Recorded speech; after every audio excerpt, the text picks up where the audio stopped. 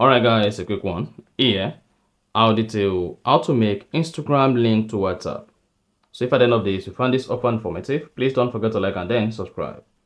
Now, to make your Instagram account link to your WhatsApp, all you need to do is go ahead and open the Instagram application. And make sure you sign into your Instagram account. That is the Instagram account you want to link to your WhatsApp. After that, click on the profile menu at the bottom right. Then, locate and click on Edit Profile.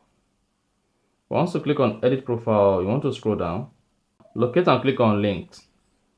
Click on Add WhatsApp Link.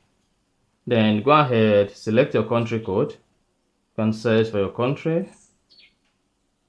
Then go ahead and type in your phone number. Once you typed in your phone number, click on Done. And then hang on. Then this is going to link your WhatsApp and your Instagram account together. Whoever visits your Instagram profile page is going to see your WhatsApp account linked to your Instagram. And then you're good. So that's exactly how to link Instagram and WhatsApp together. If you found this offer informative, please don't forget to like and then subscribe.